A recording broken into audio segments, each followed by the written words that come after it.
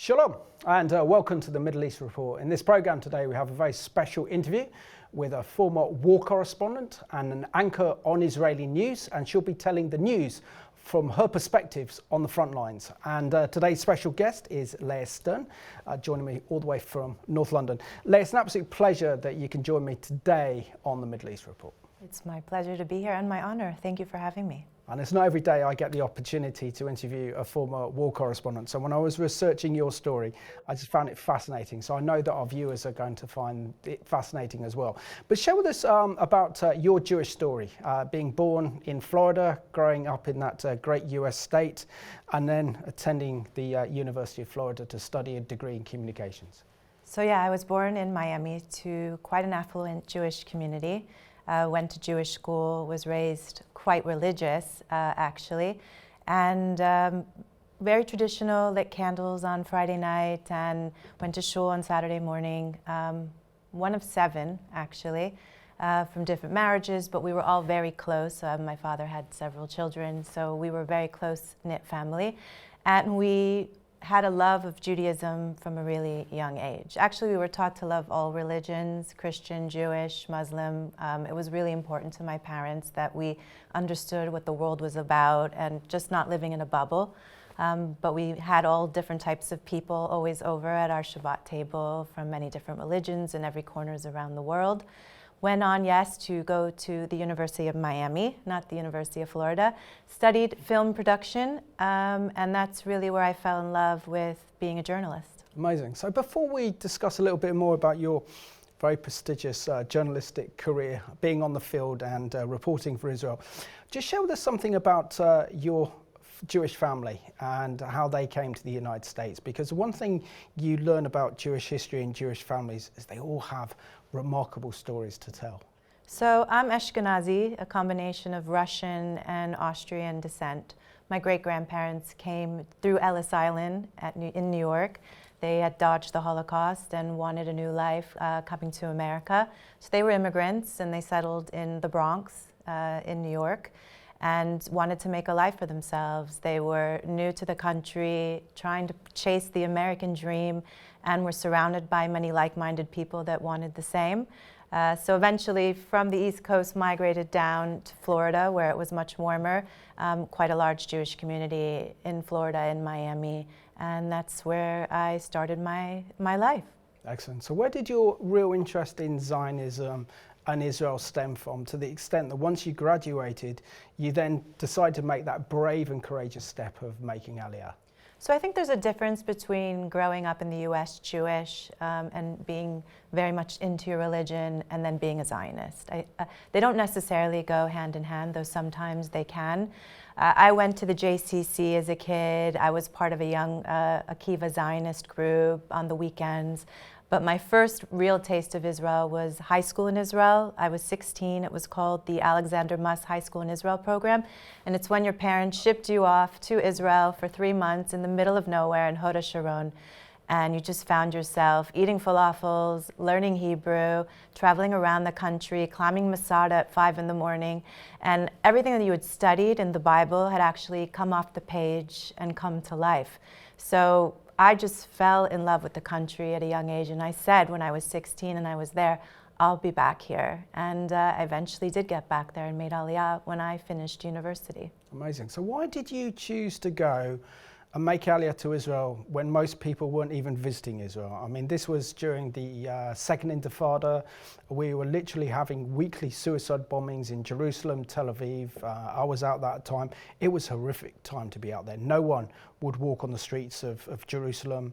The shops were virtually closed. It was a scary time. So why did you suddenly decide that this was the time that you were going to make that big move and make Aliyah? So my family, I think, as we got older and as my parents had divorced, my mother was very interested in having a meaningful life. Growing up in South Florida was quite materialistic, very focused on getting the big car, getting the big house, what were your clothes like, where were you seen and to be seen. And we just kind of got sick of that lifestyle. And when we had visited Israel, what we loved about it was it felt like you were kind of living in the 60s. Very bohemian, very, you could wear the same thing every day. And the lifestyle, the focus on enjoying every day, the weather, the sun, the food, the fresh vegetables. So my brother actually led us there. He went first. And he joined the elite Nachal Haredi unit, which is the Orthodox paratrooper unit. And my mom was just frightened to death that he was there alone, so she joined him, and they were there. And then I came to visit, and I had not immigrated yet, and I wanted to kind of test the waters. I couldn't find a job, had a very fancy degree from the US, folded laundry, made pizzas, cleaned houses, and eventually had my big break with my first journalistic job. And I said, you know what? I want to be a journalist. This is the center of the universe. For a country the size of New Jersey, it's on the front page of the paper almost every day, headlines. This couldn't be a better place for me, so I joined them. Excellent. Now, I did do a bit of research on you, and there was an excellent interview about your life as a journalist, I think from the Jewish community in Vancouver, probably one of the most beautiful cities in the world, where you talked about your experience of volunteering for Magen David Adom, which is Israel's national ambulance service. And that your first call out on an ambulance was to a bus bombing in Jerusalem back in May of 2003. Share with us what that experience was like and how that incident, as it were, really did shape your entire life, really. And then it probably gave you no fear that led you on to becoming such a brave and courageous journalist that even led you into being a war correspondent. So I grew up quite sheltered. Getting to Israel, I was, bright-eyed, bushy-tailed, quite naive, as many American immigrants, I think, if you see them when they first get off the plane in Israel are. So I wanted to experiment and do my part and help, like I said previously, with the different jobs. There was this program where they accepted volunteers. I thought only in Israel could you do an 8-hour course and then find yourself on the back of an ambulance, but it's how it is there. My first night, I did the overnight shift, the phone rang, and early morning there was a bus bombing in the French Hill neighborhood of Jerusalem, where Hebrew University is located, and it was mostly students going to school on the bus. We get there, and they said, you need to mark the pavement to find body parts, because in Jewish tradition, it's the law that every single remain of a deceased Jew needs to be collected for burial. So they handed me some masking tape, and the job was to walk around the bomb site and mark where I'd found different pieces of human debris. It was one of the most shocking things, obviously, that I'd ever encountered in my life. Not to be overly graphic, but I saw a woman with her large intestine rolled out down the bus stairs. And I had to, take a step back, say a prayer, and remember that, this was likely part of my mission, and this is why God had brought me to Israel, was to make a difference, to make an impact. And I spent the morning collecting and taping and helping them, and then they set us aside and we watched the volunteers that collect the remains come, Zaka, and put them in different types of medical boxes and take them away.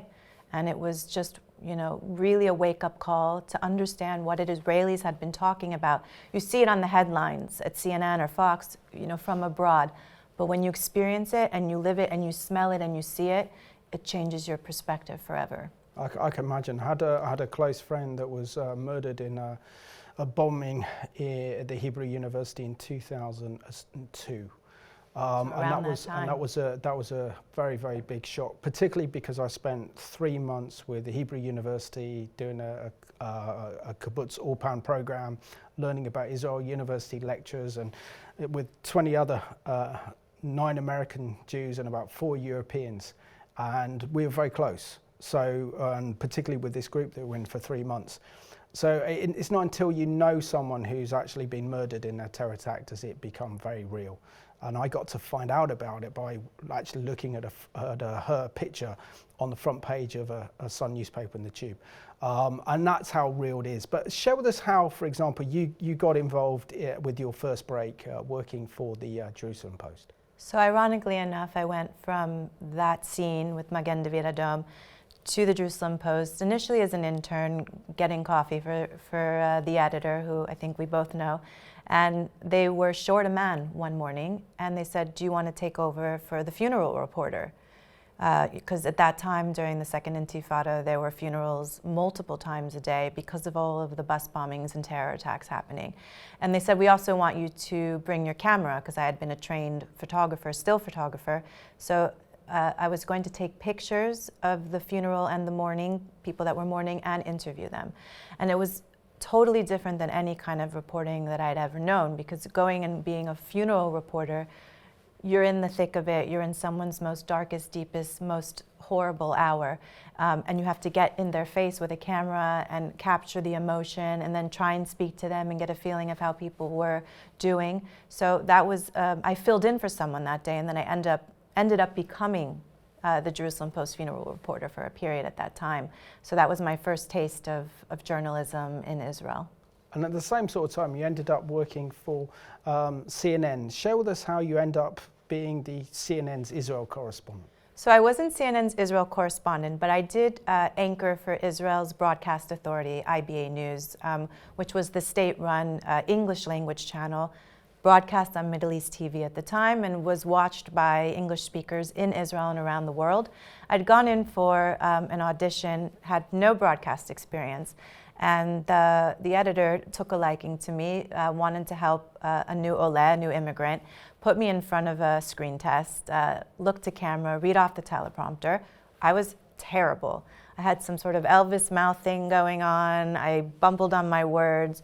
And he pulled me aside after and said, you're great, you got the job. And I said, wow, this is just another miracle after miracle that's happened to me in Israel, and ended up being the weekend anchor for IBA News.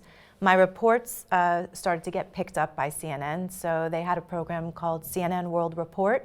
And when I'd go in the field with my own equipment and shoot my own stories, they loved them. They were raw, they were real, they were not biased, and they started playing them on their specific show, eventually giving me different opportunities to report for them as well. Amazing. So let's see Leah in action, and this is a collection of some of the excellent work she's done when she was in Israel, reporting the news from Israel's perspective.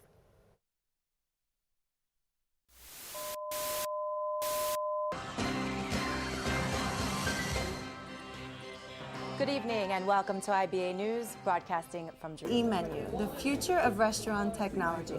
Joining me now is Wolf Blitzer from Washington, D.C. Wolf, thank you so much for joining me. Thank you, Leah.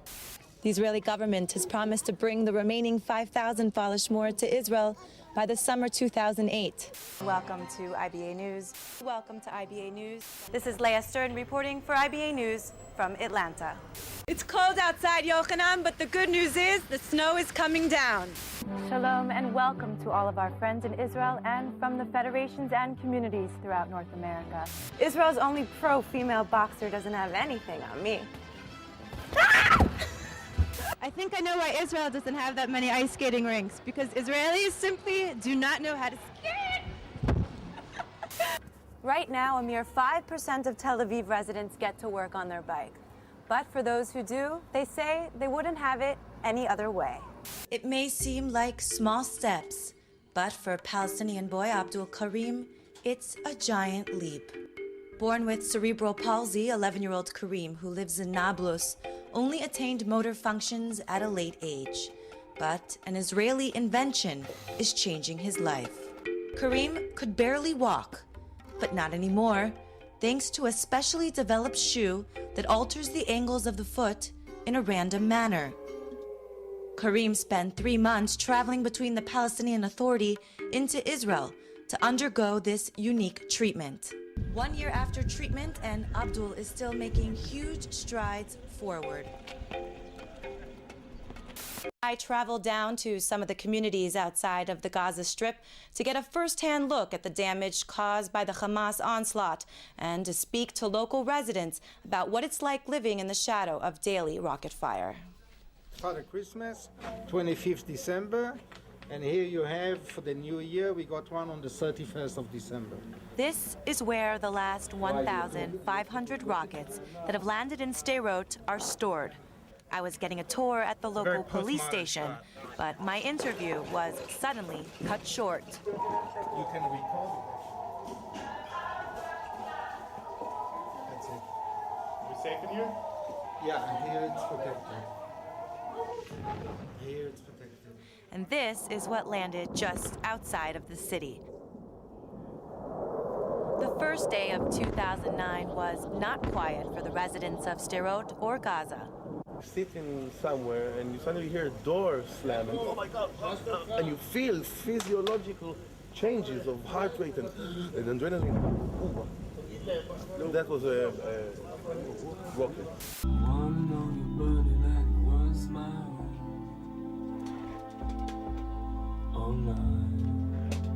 Ivri leader's smooth tunes and soulful style have made him one of Israel's biggest stars. Now he's trying to use his talents to make it big outside of the country. It's a dream, you know, because we grow up hearing American music and being influenced by American music and culture. And those guys are our heroes. Two of Leader's 5 records have gone platinum, but few outside of Israel have ever even heard of him. But if you ask top American producer Gary Gold, that's all going to change.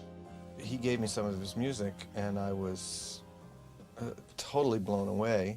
That brings us to the end of this evening's broadcast. We'll hope you'll join us again tomorrow at 6 o'clock, when we'll be here to bring you the latest news and analysis from Israel and abroad. Thanks for being with us tonight. Have a great evening, and Shabbat Shalom from Jerusalem. And that gives you a great taste of the great work that Leah has done over the years in Israel. I love the reports that you did. It looked like you had a lot of fun in those reports as well, and enjoyed putting that combination of different items together. I did. I really did. And I learned so much along the way. Really didn't even speak Hebrew when I got there, which it's pretty hard to be a journalist in Israel if you don't, because usually you get the reports from the IDF, from the Israeli radio. It's in Hebrew, you have to read it and then translate it into English. So I used to sneak downstairs to the Israeli news floor and say, can you just help me? My boss said, wow, your Hebrew's just incredible. Eventually I learned how to read and speak, and studied some Arabic as well. But just living in the middle of it all and being able to present and film and interview and meet people was some of the most amazing days of my life. I can imagine. So when do you make that step? Because a lot of those videos we saw, there's a lot of human interest stories that you're reporting on, you know, like snowing in Jerusalem and others, and interviewing Israeli musicians. But show us how you got involved in reporting on war to become a war correspondent. I mean, that's a whole different ball game in terms of journalism. You are putting your life at risk in order to tell what you see happening before you. So I think it started with my frequent visits down to Sderot when they were under rocket fire, and then eventually moved into the disengagement from Gaza. I had actually spent some time in Gaza before we pulled out in the disengagement. There were quite a lot of journalists there from around the world, so I just remember what it felt like to cross through the checkpoint and actually say and be in Gaza and near Gaza City. So we spent some time there before the disengagement happened. And I remember the day of the disengagement, I was about to do a live stand-up, and I looked around and there was big war correspondents from Fox and CNN and BBC from around the world, and they were all men. And I found myself to be the only woman there, and I was quite, you know, not as experienced as them. They had been covering, this was a big incident, but they had covered wars around the world globally. And I pulled a very nice Fox reporter aside. I said, listen, I'm about to do a live. I really could use your help. And he sat there with me and he wrote my stand-up, and I memorized it, and I got through my first live. And I think just beginning to be in these areas and these danger zones, but being surrounded by so many amazing experts that have been doing it for a very long time. They were so warm and welcoming to me, and took me under their wing and taught me what I needed to know and understand. And one war zone led to the next. So after the disengagement from Gaza, Second Lebanon War in Beirut, dodging, you know, rockets in Kiryat Shmona on the border of Lebanon, traveled throughout the Arab world, often, you know, not publicly as a Jew and as an Israeli, but as an American for safety reasons, and got to meet the people that were suffering from the conflict. I mean, war reporting for me was telling the stories of people on the ground, not politics, but what life was like, what they were going through, what it felt like, how scary it was. But ironically, when you're a war reporter and you're in these dangerous places, you seem to feel like you're untouchable. I don't know if it's the camera and the microphone and the lights and the flak jacket and the security team, but you kind of feel like no one can touch you, or God has a halo around you and he's protecting you because the work you're doing is so important. Obviously, that's not true. I've lost friends in war zones. I've had friends kidnapped. I've known of people being beheaded. So obviously, it's really dangerous and important work, but work that needs to be done. Absolutely. I'll take you back a bit. And I don't know many people have been in Gaza. I've been about a mile from the border in Gaza, only last January. So you could hear the Israeli artillery. You could see most of Gaza being destroyed, but I've also seen the complete and utter horror and devastation of Hamas and what Hamas did to those kibbutzes. And that never leaves you when you see something like that.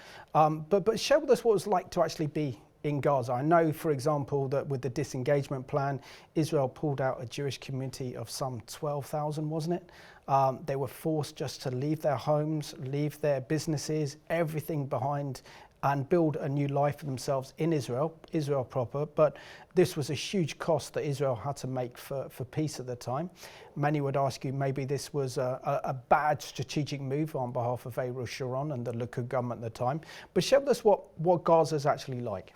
So these communities were beautiful. They were surrounded by fruit trees and flowers and animals. I was in Neve Tkalim, which was, it just looked like a beautiful kibbutz. It was on the waterfront, so it looked like a seaside resort. People would surf. People lived a beautiful life, and they felt very tied to the land, and that their purpose was to be there, even though many people said, you know, it's so dangerous, you're so close to the enemy lines, what are you doing? But there was deep ideology there. People wanted to be there and said that the future of the state of Israel relied on them physically being there. So we got to know these families before they actually had to leave. And they were preparing mentally, physically packing up their homes, their beautiful homes that they had built from scratch, that were just so grand and gorgeous and large. I'd never seen homes that large in Israel before.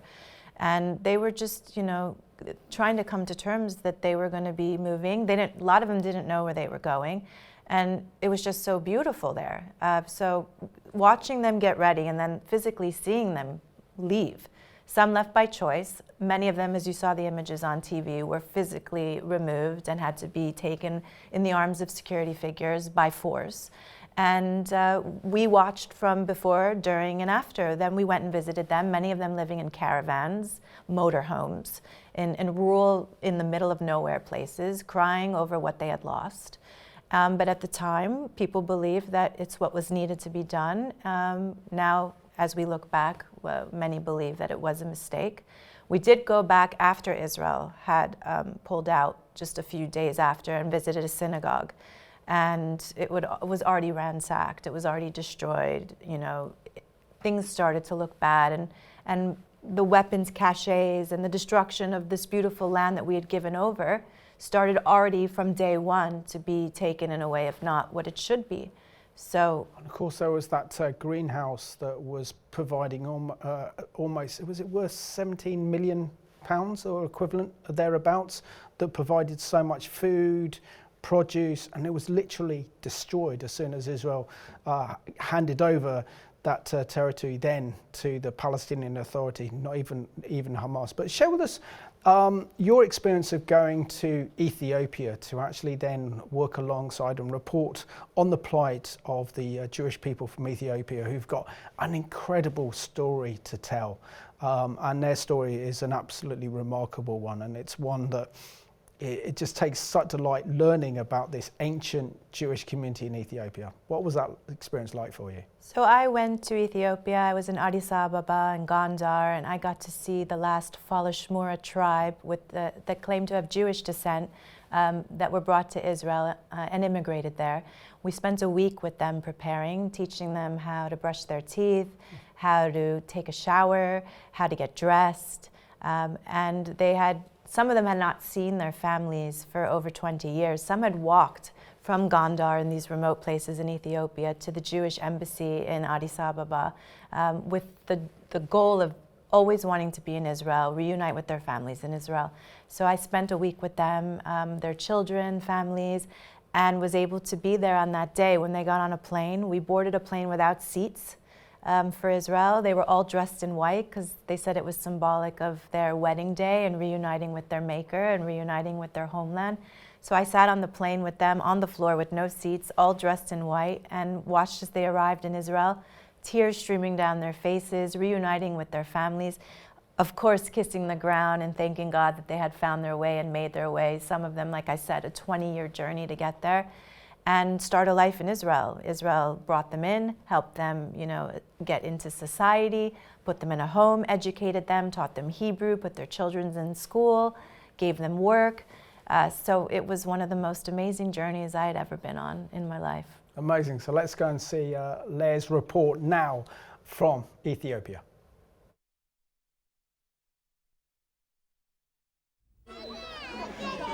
The journey to Israel for members of the Falashmura community is long and complicated. At the Jewish agency offices, exact lineage to relatives in Israel is determined. After paperwork and background checks, all they can do is wait. Before they leave, they learn about Judaism in compounds, such as this one in Gondar. They take courses in Jewish prayer and in Hebrew, donning yarmulkes and learning about Jewish tradition. All peoples are learning adult education and Hebrew. The Gashu family will make Aliyah in the coming weeks. Mr. Gashu's parents and his sister have lived in Israel for years. He says he feels like he is already part of the country and that he has waited his entire life to get there. Okay, we found that his name appeared here in the book. This is the survey, the Ephrati survey of 1999. This is the book. We actually found his name here, number 1144. His name is here, so we know that his family was recognized as part of the Falashmura community. He can start the application process. Sometimes it takes years until the Falashmura are finally cleared for a ticket out of Ethiopia. In the meantime, they are taken care of, like at this JDC medical clinic and nutrition station. These are people who are in limbo. They have no other medical services. They are not local residents. They cannot register and get local services. These are the only medical services these people have. When everything checks out in Jerusalem, these would-be immigrants are bused to Addis Ababa for the final preparations before Aliyah. They live in transit homes, their last stop before moving into their new homes in Israel.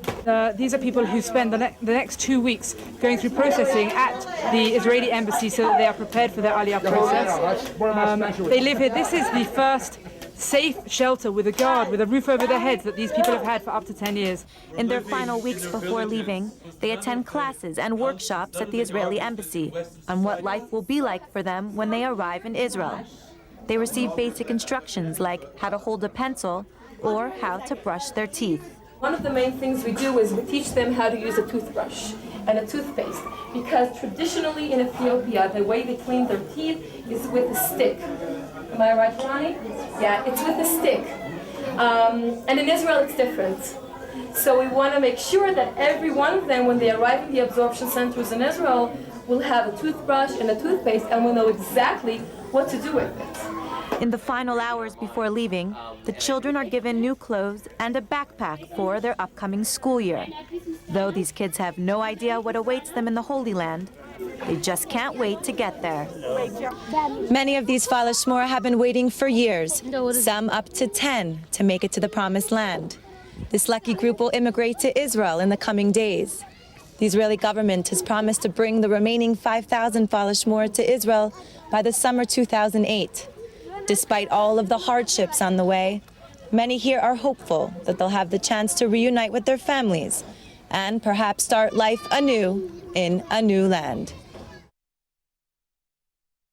Very special report there put together by Leah, reporting from Ethiopia on the plight of the Jewish community, ancient Jewish community in Ethiopia there. Going back to your role as being a war correspondent, tell us how difficult it is to actually report on what's happening when there are so many different narratives at play and so many different agendas to actually get to the truth.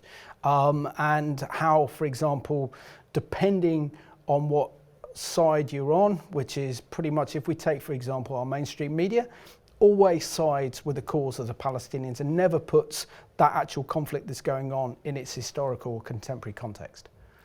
It's an interesting topic that I actually spoke about widely throughout the United States, because depending on what channel you're watching, depending on what paper you're reading, you're getting a different story. So when these big conflicts happen in Israel, a lot of times the big foreign bureaus fly in their top dogs. They land in Israel. They're, put into the middle of a war zone that they hadn't been following or really living through. They just are there to get the story, get in, get out. I think my perspective was quite interesting because I had physically been on the ground in the region, spoke multiple languages, could speak to different sides, try and gather as much accurate information as I could, trying to tell everyone's side of the story. Recently, with what happened on October 7th and a lot of the anti-Israel sentiment we're seeing in the British media, it's been difficult. But the problem, I think, is that they're not able to see both sides of the story. So when you are covering a conflict, if you have the ability to read the Hebrew papers in Hebrew and read the Arabic papers in Arabic and understand what both sides are going through, you're able to tell a more accurate side of the story. And just based on the bias that we're seeing, it's because people don't have that access or that ability. Also, unfortunately, a lot of people wanted to get into Gaza during the recent conflict, but it just wasn't safe. So they had to get bits and pieces from people on the inside, which changes the story too as well and creates a lot of media bias. Absolutely. But share with us your experience of being up in northern Israel during that horrendous summer back in 2006 that sparked the Second Lebanon War, when Hezbollah captured 3 Israeli soldiers. And then we saw the Second Lebanon War was launched, this major conflict that Israel had with Hezbollah, to the extent that Hezbollah were firing rockets and missiles into northern Israel, that almost the entire north of Israel had to vacate to the south whilst that conflict was going on. But you actually reported on the front lines up there in the north of Israel, where the fighting was at its most fierce, and you even had a rocket fall very close to where you were filming, but you carried on filming.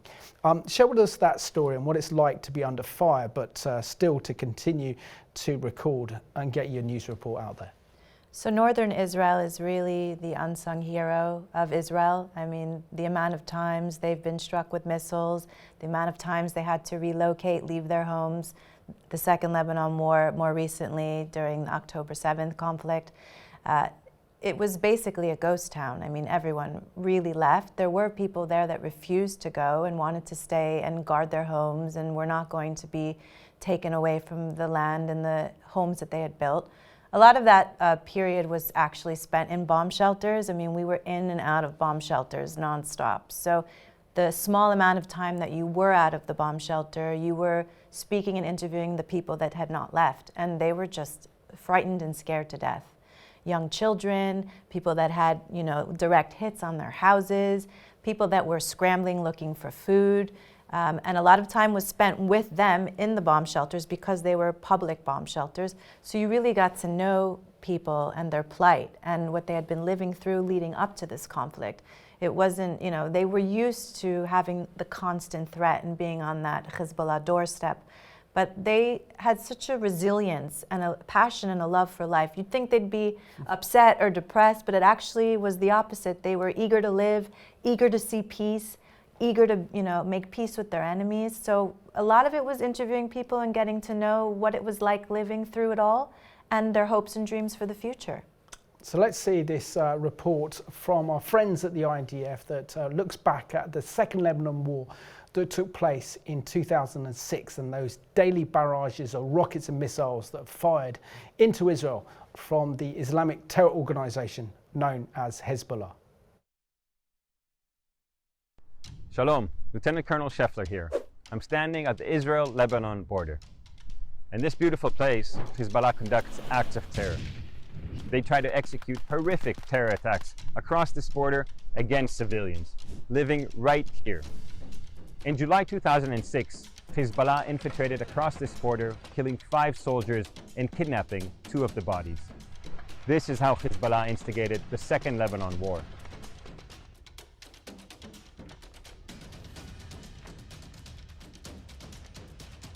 For 34 days, Hezbollah fired thousands of rockets at civilians here in their homes. At the same time, Hezbollah used the people of southern Lebanon as human shields, endangering their lives. This constitutes a double war crime, aiming at civilians while hiding behind civilians.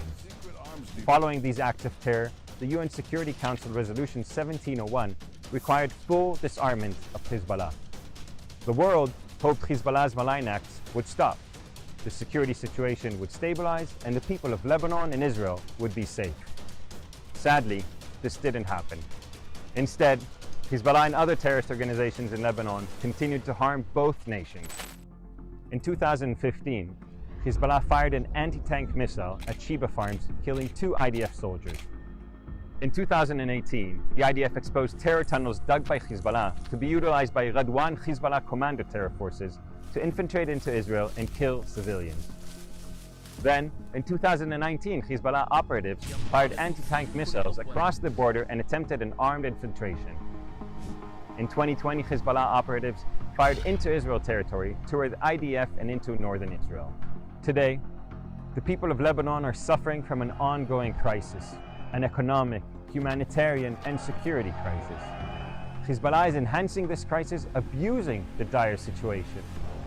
Hezbollah's action on both sides of this border hurt us all. The IDF is determined to protect the stability and safety of the region. Today, 15 years since the Second Lebanon War, we continue to guard this border and defend our civilians. We continue to believe and hope for peace. So it's an excellent report there by our friends at the Israeli Defense Force, really showing what the Second Lebanon War was like for Israel and also those communities in the north of Israel that were so affected by those Hezbollah rockets and missiles at the time.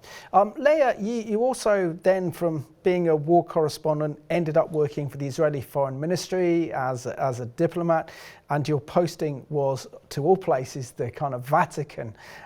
Share with us what it was like to be part of that diplomatic mission to the Vatican on behalf of the State of Israel. I really just was blown away by the role that I had there. Found myself, well, first there's 2 embassies in Rome, the Israeli embassy to Rome and then the Israeli embassy to the Holy See. And I started in the general office, in the press office, and my job was to sit down with 20 newspapers, all in Italian, and with my friend and colleague, we would sit there and we would translate the newspapers from Italian into Hebrew and then into English as well. And then we also looked at all the European newspapers, and the mission was to inform the ambassador what every single country in the world or in Europe at the time was saying about Israel. So it was just so, it was fascinating to see who was saying what about Israel in what language. And the narrative was predominantly negative, unfortunately, but it was my first taste of really Israel advocacy and understanding the role that Israel played in trying to do what it wanted to do in the world, but getting an understanding that there was so much negativity around how the world felt about Israel. Eventually left the press office and joined the Holy See, and I found myself having my office in the Vatican, and got to go to the Vatican several times a week and served as a press liaison between the Israeli government and the Vatican. And it was just looking through the walls and being in those meetings and hearing behind the scenes of the relations between the church and Israel was just fascinating. So share what it was like to meet and be in those meetings with Pope Benedict XVI. What was that like, and to be with his cardinals as well? So I mean, that must be a kind of unique experience to have that inside view of how the Vatican works, how the papacy work as it relates to Israel, because sadly it took until the 1960s to the Vatican to actually recognise Israel's right to exist, and also to acknowledge the role of the Catholic Church in terms of its historical persecution of the Jewish people. So there was a lot of pomp and circumstance. It was very fancy. Obviously you could not go to the Vatican unless you were dressed in a suit and, you know, very buttoned up. But they were very warm, very kind, very friendly. Relations were good. There was positive things to speak about, you know, whether it was about property in the old city or the desire to make relations warmer and stronger and support each other. And I never encountered anything negative. It was always warm and positive. And one of the most great achievements, I think, was I had shot a video of an olive tree that had come from Nazareth on a boat. It arrived at Ravenna port in Italy. I got to film the tree arriving on the boat and then making its way to the Vatican. And we planted it in the Pope's backyard. And all the cardinals and all the people in his staff started pulling the earth off of the olive tree and putting it in their pockets and saving it, because they said, this is holy earth. This is earth from the Holy Land, and it's magical, and it's got prayers, and it's got, you know, magical goodness. And we planted the tree, documented the whole thing, and it was just so exciting to see a tree that had come all the way from Israel, planted in the Pope's backyard.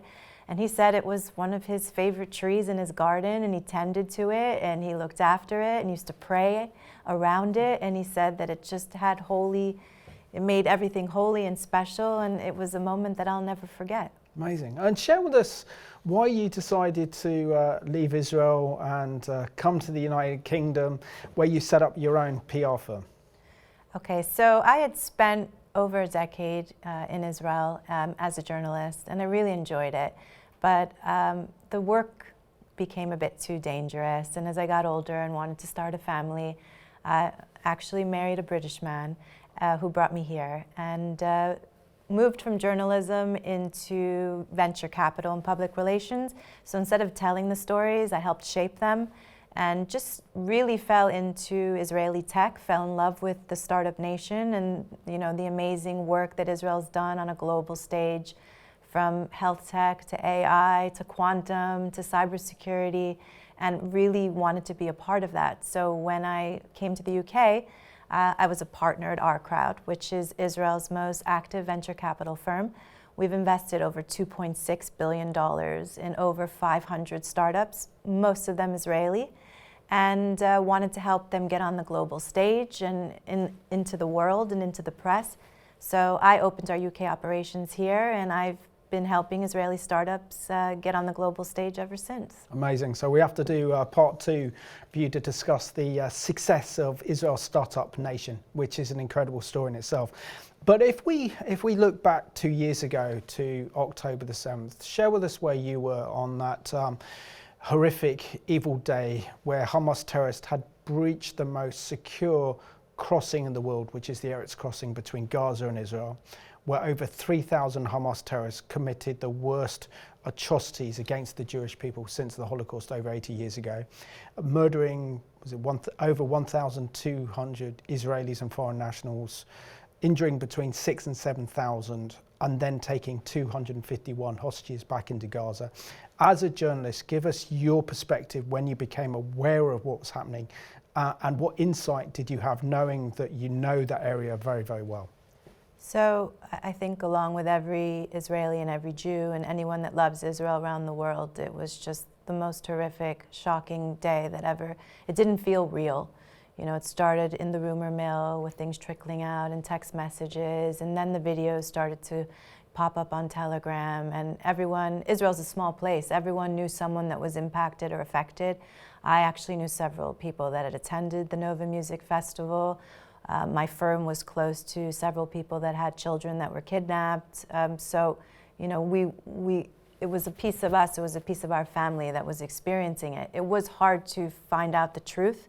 I think that just because of everything that was happening so quickly and from so many different mediums, and also in this modern day that we lived in, how horrific that we were watching things unfold on Facebook Live and on Telegram, it just didn't seem real. It was, for a period, kind of, we were in a bubble, we didn't know. And it was very, very scary. And when we did finally understand what was happening, it was almost like a complete shock to the system. And my natural inclination was to try and help journalists that were trying to get the story in the UK, the real story of what was happening. So a majority of the first 48 hours was me liaising with the Israeli embassy here in the UK and Israeli embassies around the world, because all the journalists that I had been friends with, that I had worked with over the years, were contacting me also looking for answers. So I just kind of jumped into work mode of getting people to the right people, getting them to the right interviews, try and help people get out to Israel, because a lot of journalists around the world and in the UK wanted to get there to cover the story. Some it took 2-3 days to get there, with airports on shutdown and the country just in emergency mode. So it was a very, very scary moment. And share how October the 7th was so underreported by our mainstream media here, because it's not until you actually go and you see the complete devastation for yourself do you realise how underreported October the 7th was, the sheer magnitude of it, the sheer scale of it. And being out in Israel, just actually learnt that if it wasn't for those partygoers at the Nova Music Festival, there was then nothing stopping Hamas from moving up towards Israel's major towns on the coast, such as Ashkelon, as there was no defense in Ashkelon. So, however, and it was absolutely horrific and barbaric, but the situation was, it could have been far worse, particularly if Hezbollah then decided to join Hamas on the same day. We would be looking at hundreds of thousands of casualties. But share with us how this was so underreported by our mainstream media. So I in the beginning didn't focus so much on what was happening with the UK coverage of it. I was hyper-focused on the US. So I worked and know journalists that had flown out from ABC News and other mainstream networks to get to Israel, and they were actually on the ground there very quickly. I had worked on trying to get a delegation of British journalists to Israel, because I thought the most important thing was, if they were in denial of what had happened, if they were, reporting it in a biased way, maybe if we got them there, if we put them on the ground there, the scenes wouldn't lie, and they would be able to tell the truth. And I actually was able to find a way to sponsor a bunch of British journalists to come to Israel, and the ones that I had reached out to did not want to come. They didn't want to go for various reasons. I thought it would have been an easy win. You're not paying, we're getting you there, but they just didn't want to go. The journalists that I do work with now frequently in the UK, ironically, a lot of them are Jewish, but there are journalists that see both sides and tell the story in a way that's truthful.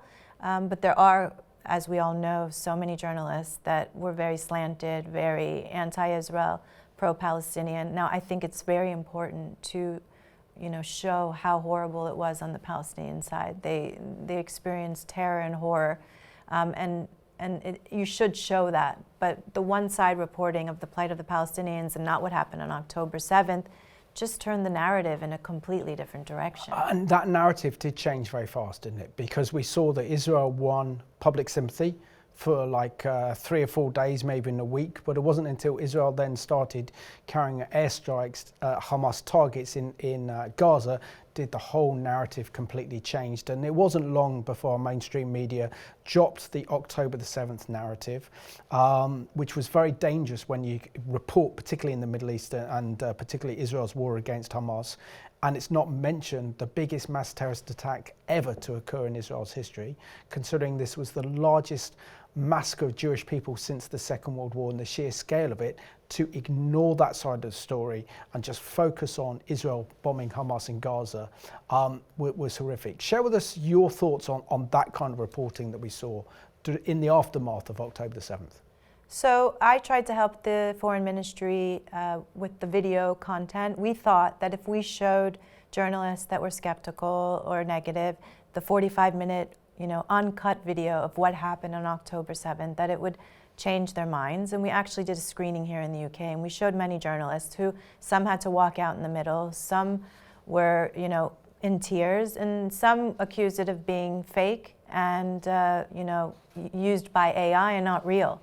So just the fact that it was a complete denial of what had happened, but it wasn't so shocking, was it? We saw Holocaust denial, people saying that never had happened. So I think you were dealing with different personalities and different mindsets and different characters that already had gone into it with a specific idea of what it was.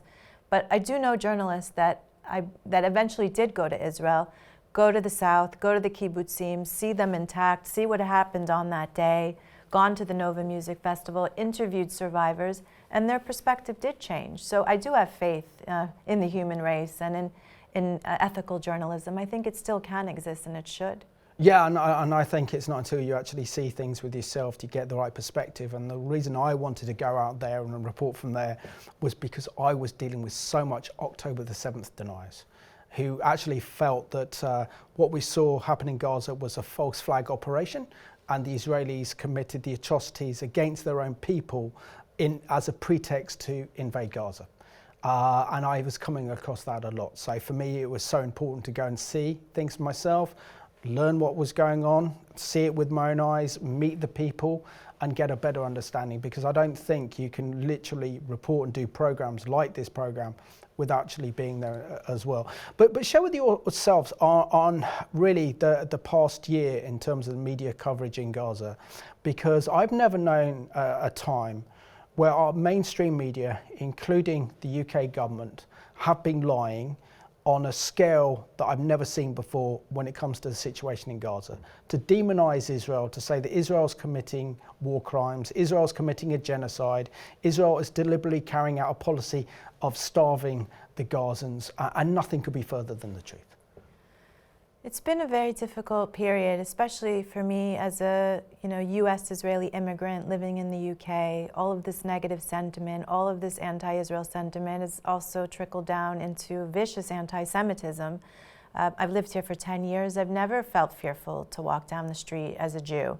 And things have changed. I mean, you watch reports out of Israel, Israelis are scared to death to come to the UK because they just think it's so dangerous for them. And I think that it's done so much harm and negativity on the way people think about Jews, the way people think about Israel, and public opinion has been crafted by this negative and biased coverage. Obviously, the UK government has not been so helpful in that regard, but I think there are warriors amongst us, like the Nicole Lamperts of the world, Jewish journalists, but journalists that are in top-tier publications, telling the narrative, telling the story, speaking out, and trying to educate people. But it is a small percentage, and there are stories that need to be told, but the damage is done. Absolutely. But also share the difficulty that Israel has in reporting the truth when Israel faces what is known as asymmetrical warfare. So Hamas do not play by the Geneva Conventions. They don't even have a military uniform. They wear civilian clothing. They put women and children and old people deliberately in harm's way and using them as human shields. They want to maximize the number of deaths as their own people because they know that they can have a PR triumph out of it. They know that the more negative reporting there is on Israel, the more that this has an impact on the weakest underbelly of our democracy, which is public opinion. And then public opinion influences government policy. As a direct result, we see governments changing their policy against Israel to taking a more hostile position and then supporting the Hamas line and narrative. Well, I have to say that people were really impressed with Hamas's PR capabilities around this war. I mean, they had some of the most expensive, sophisticated production equipment, cameras, editors, professionals really inside. They had a full PR team apparently working on the videos, the propaganda. I work with several startups that were monitoring, X and other social channels and seeing how many fake bots Hamas had running. I mean, they really did a very strong effort to make sure that this public opinion was front and center in their priorities, and it showed. I mean, the world took notice. Israel's always been a bit of the underdog in the PR war, but their priority usually is keeping their citizens safe and fighting their battles and getting their hostages home, and PR is very important. They did take a new route since October 7th. They've gone after some prominent influencers that are able to tell the narrative, try and reach the masses, not necessarily through the news or through people you would expect, but finding friends around the world of every religion and color to be advocates for Israel.